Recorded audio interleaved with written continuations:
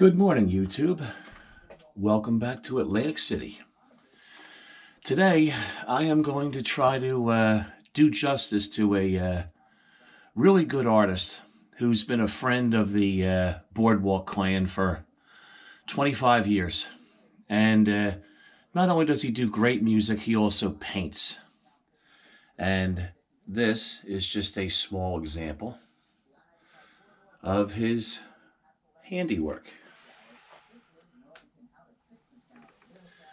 And these particular paintings are hanging right in my house, and I'll give you just a quick little explanation of why. David Bowie to me was just a transcendent figure who literally kept this weird kid alive through his teenage years, and I owed him a debt of gratitude that I'm sure. Oops, wait a minute. All right. I'm sorry about that, folks. Apologize for that. The camera just freaked out. I thought it shut off. Malcolm X. Malcolm X was a man who gave his life because he changed his mind. You wouldn't think that changing your thought pattern would make you a target for death, but it did for Malcolm X. So he gets a special place on the wall. This is Jack Kerouac, who inspired an entire generation of young American teenagers to go out and discover America and maybe themselves as they were on that journey.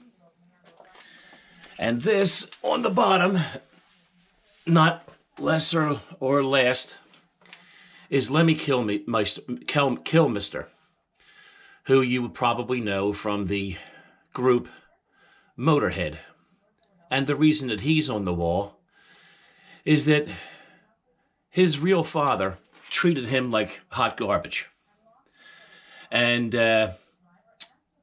when his mother remarried, he loved his stepfather so much that he actually took his last name.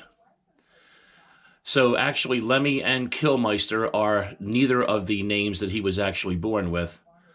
Just proving that if you try just a little bit, you can actually choose your own family. Not a bad gig. You know, there's a pretty good lesson in there. Okay, so YouTube, we're just going to walk through the garage out to the garage real quick. And I'm going to get this thing set up. I don't even know how to pause the camera, to tell you the truth. So I was afraid this was going to wind up being two separate videos and all broken up and discombobulated. So I just figured I'd just walk you out here to the garage real fast. And we will set up. That appears to be okay. I'd hang on 1 second.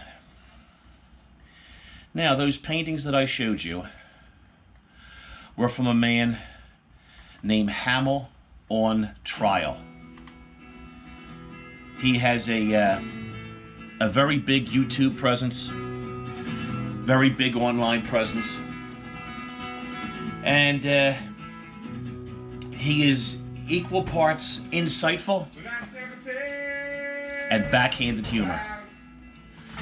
And if any of those things seem to appeal to you, by all means, please go check out Ed Hamell. Hamell on trial. He's been a part of our. Pardon me, 1 sec. Forgot the lighter again. He's been a part of our lives for 25 years, and a really good guy. So anything that I can do to help promote Ed, I'm all about it. So have a little listen for a sec while I get this organized. I was thinking about the nearest phone. I was wondering if she would accept the charges. I was wondering if I had a banana for backbone. I had a dream about Count Basie. He wouldn't talk to me. He had a lot of hurt in his face, and he had a copy of Life magazine.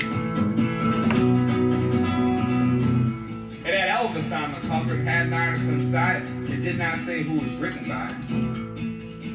Closer inspection, I noticed that Albert Goldman was still writing and life wouldn't let him die.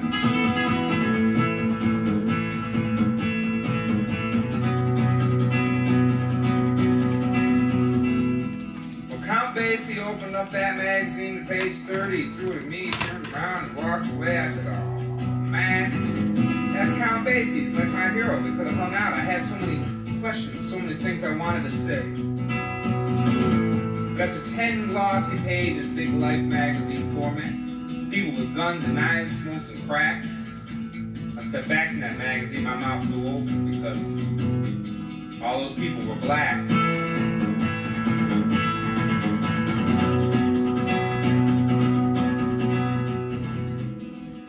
I used to work at a bar in Syracuse, New York. We had what we jokingly referred to as an incident most every night. There was drug sales, there was guns, there was people fighting, but all those people were white. True story, I pulled a pregnant girl out of the bathroom one time. She was in there over an hour, and people were complaining that she was smoking crack. She was white as snow. She was white as blow, and she was most definitely not black. And I think Count Basie was just trying to point out that if I wasn't careful, I might fall in a trap. Just take a look at that magazine of mine, acid or what, but it appears to me someone's getting a bad, bad rap.